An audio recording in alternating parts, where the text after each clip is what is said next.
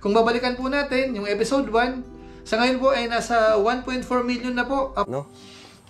So ano po ito, 50,000 pesos. Wow! Ayos, may lupa na sila. Salamat din kay tatay, oh.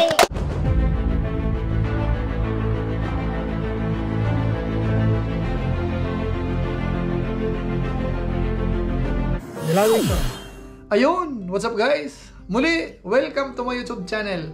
Ito po si Kuya July, ang inyong katugang, ang inyong kalingap, na muling bumabati po sa inyo ng magandang araw, magandang gabi, saang panig man po tayo ng mundo naroroon. At sa araw na ito, panibagong vlog po ulit tayo. Pag-usapan po natin yung update po patungkol kay Rose Ann. Dahil sa ngayon po, yung sponsor, na ibigay na po yung 50,000 from Sir Lito. At yung lupa ho, meron na rin, napuntahan na po yan. So pag-usapan po natin yan maya-maya ng konti. Pero bago po yun, syempre paalala muna si Kuya July. Baka sakaling meron pa po dito hindi nakasubscribe sa ating YouTube channel, huwag natin kalimutan, July Paunil. Tapos pakipindot po yung notification bell button para lagi po tayong updated sa aking mga video upload. Tapos pakisama na rin po yung ating Facebook page, July Paunil 2.0. Pakifollow po yun, tapos pakilike na rin. Maraming salamat po. Tapos sina Kuya Bal Santos Matubang, si Kalinga Prab, si Ate Edna Vlogs, at saka po si Japper Sniper. Pakisama rin ho, pakisuportahan.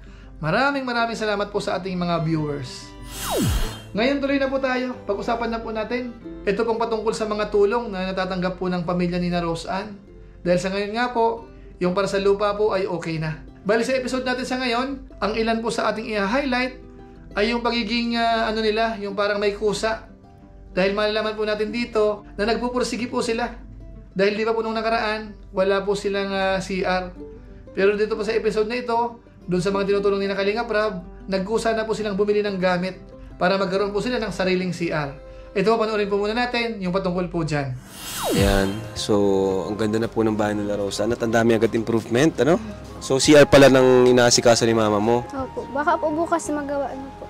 Wow. Nagbili na po kasi ng materials. Ang galing naman. Sinong gagawa nun? Yung nagawa rin ito? Kita ko po, dati po. Ang galing, ah. Yun po ang naganggawa dito. Gumaganda ka pati lalo. Nagtataba ka, eh. Mas bagay sa'yo magpataba. Sabi daw po, mataba na po ako. Di man po. So, ayan po. Pati po yung gamit po dyan, yung semento, yung bakal, bumili na rin po yung nanay po ni Rose Ann. Ito po. Ano yan, Nay? Simento po. Ha? Simento. Kung binili niyo po? Simento po. Simento? Pang ano po ng CR. Ay, grabe ka na, ha? Iwanan po ako ng nasa red. Hindi mo, ha? Kasi nagpa-ultrasound pa po ako. Nakalimba pa akong doktor, magpa-ultrasound. Sisay. Kaya naiwanan ako ng Hindi mo kaputan. Nay, paano po na yung yung mga materialis niyo po? Sino madala nun? Papapagits ko na lang po. So yan po mga kababayan, makikita po natin dito, talagang meron po silang kusa. Kumbaga hindi na sila naghintay, kahit alam po nila na papagawan po sila ng bahay, pero nagsikap na po sila na magkaroon muna ng CR pansamantala dito po sa kanilang tinitirhan.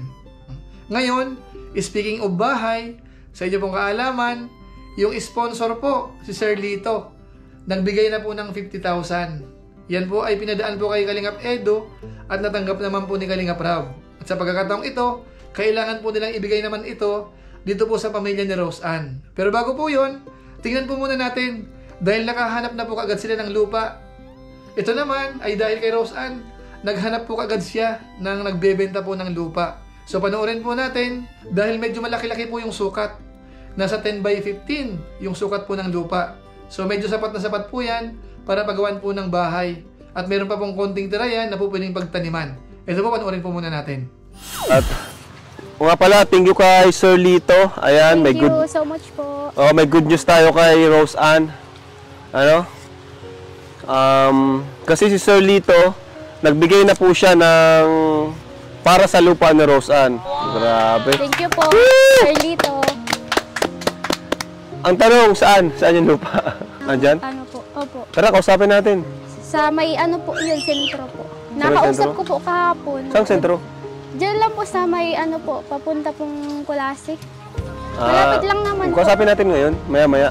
Opo. Mas maganda ko. Nay, may lupain ka na. Makapig na po sa wada. May katay na din dito. Nanay mo harong. May katabi na, may kapitbahay na kayo. Malapit lang po sa kalsada? Malapit lang.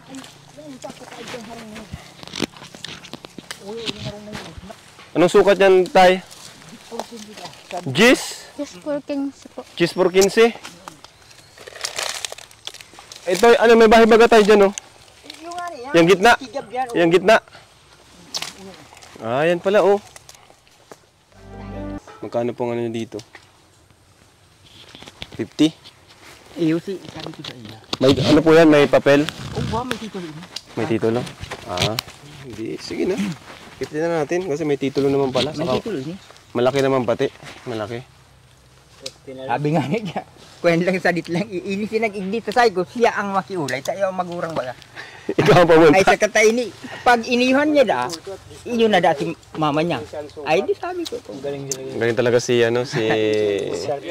Madiskarte po si Rose Ann. Oo.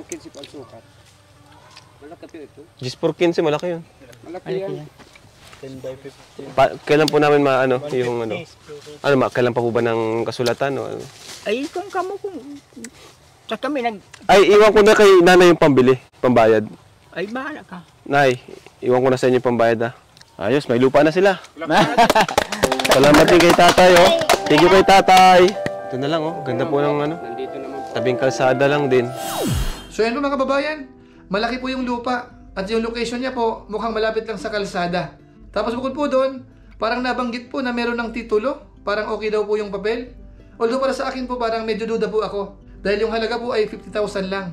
Meron po akong idea kung magkano po ginagastos sa pagpapatitulo, pagsusukat at pag-transfer. So sa malamang po, baka rights din po yan. Paano masabi? Although hindi po tayo sigurado. Pero kung sakasakali man po sa ganyang mga lugar, hindi naman po siguro problema. Kung sakasakali man po talagang walang titulo po yan. Ang mahalaga, meron pong kasulatan na sila po ay nagbigay ng pera at ibinenta po yung lupa na yan. Ngayon po panoorin po natin dahil yung cash po para dyan, ibinigay na rin po kagad ni Kalinga Prab. Ito po.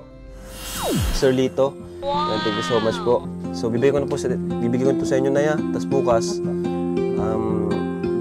puntahan niyo mga kaagad, no? So ano po ito, 50,000 pesos. Wala kay Sir.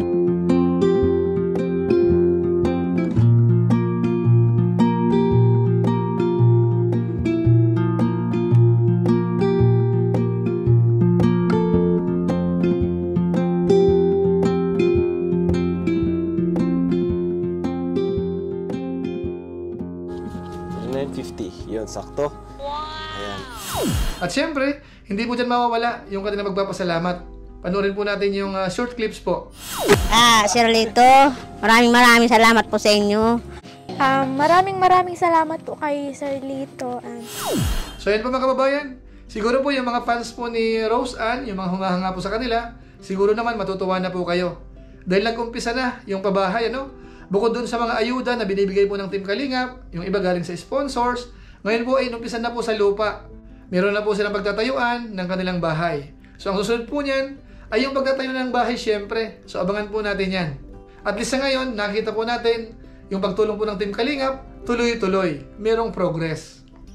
Ngayon, isingit ko lang po yung mga vlog po ni Kalingap Rab patungkol po sa pamilya nila. Dahil ito po ay episode 6 na po. At sa inyong kaalaman, maganda po ang views. Halos kulang-kulang kalahating million views na po yan after one day. At yung mga nakarang episode po, malalaki din po yung mga views po noon.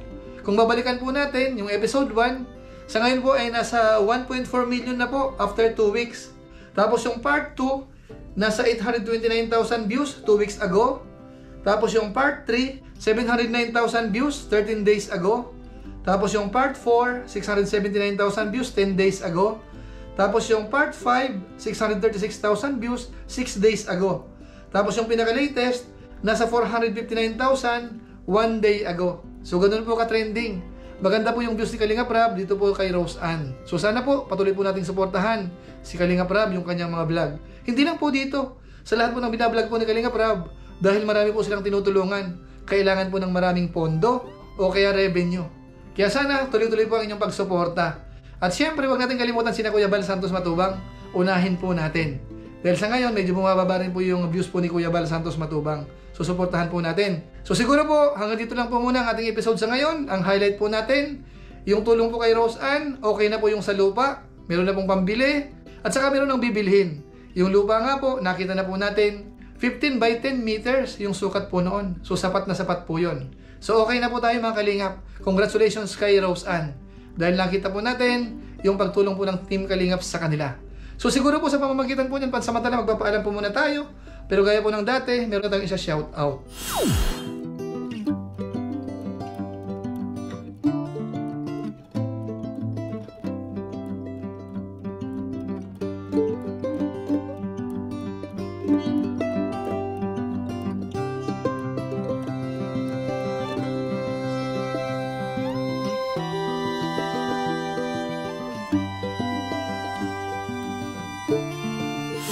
Tapos maraming salamat din po sa ating mga kasaman sa COOS, Kalingap OFW Organic Sponsor sa inyo pong patuloy na pagsuporta sa mga babae program ni Kuya Bal Santos Matubang at saka po ni Kalingap Rob. Sana makatulong din po tayo dito po sa babae kay Rose Ann. So maraming salamat po sa inyo at ganoon na rin po sa ating mga viewers, yung taga-subaybay po ni Kuya July. Salamat sa inyong panonood po sa ating mga vlog, sa aming live stream, pati yung ating Facebook page, yung July Foundry 2.0. Maraming salamat po sa inyo. Lalong-lalo na po yung mga hindi nag-skip ng ads, nagla-like at saka po nag-share ng ating mga videos. Kung inyo po ito nagustuhan, pwede po nating i-share. So maraming salamat po sa inyo. Muli, ito po si Kuya July, ang inyong katugang. Napansamantalang nagpapaalam po muna. Kita-kita na lang tayo sa mga susunod ko pang vlog. Maraming salamat sa inyong walang sabang pagsuporta po sa ating YouTube channel. Pagpalain nawa kayo ng Diyos. Mabuhay tayong lahat. God bless. Bye-bye!